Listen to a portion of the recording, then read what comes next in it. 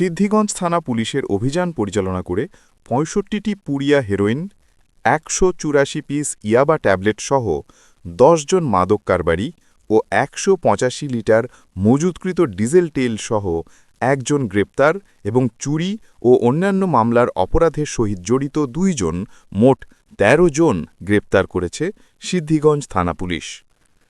নারায়ণগঞ্জ জেলার সুযোগ্য police super জনাব মোহাম্মদ মিজানুর রহমান মুন্সির নির্দেশনায় সিদ্ধিগঞ্জ থানার অফিসার ইনচার্জ জনাব মোহাম্মদ আব্দুল বারিক পিপিএমের নেতৃত্বে সঙ্গীয় অফিসার ও ফোর্সসহ একটি চৌকাশ আভিযানিক গত রোববার দিবাগত রাতে সিদ্ধিগঞ্জ থানাধীন বিভিন্ন স্থানে অভিযান পরিচালনা করে ১০ জন মাদক ব্যবসায়ীকে আটক করা হয়।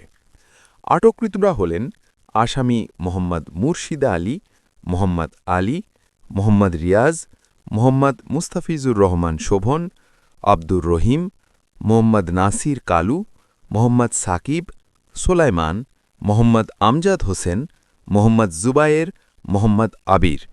সিদ্ধিগঞ্জ, জেলা নারায়ণগঞ্জ। গ্রেপ্তারকৃত মাদক ব্যবসায়ীদের হেফাজত হইতে ৬৫ পুরিয়া হেরোইন, ১৮৪ পিস ইয়াবা ট্যাবলেট ও ১৮৫ লিটার মজুতকৃত ডিজেল তেল সহ গ্রেপ্তার উদ্ধারপূর্বক জব্দ তালিকামূলে জব্দ করা হয়। গ্রেপ্তারকৃত আসামিদের বিরুদ্ধে মাদকদ্রব্য নিয়ন্ত্রণ আইনে ৩টি নিয়মিত মামলা রুজু করা হয়েছে ও চুরি এবং অন্যান্য মামলার অপরাধে জড়িত ৩ জন আসামি মোহাম্মদ রিয়াদ, মোহাম্মদ রনি।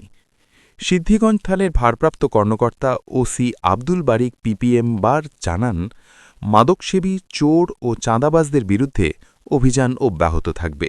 গ্রেপ্তারকৃত আসামিদের বিজ্ঞ আদালতে প্রেরণ করা হয়েছে।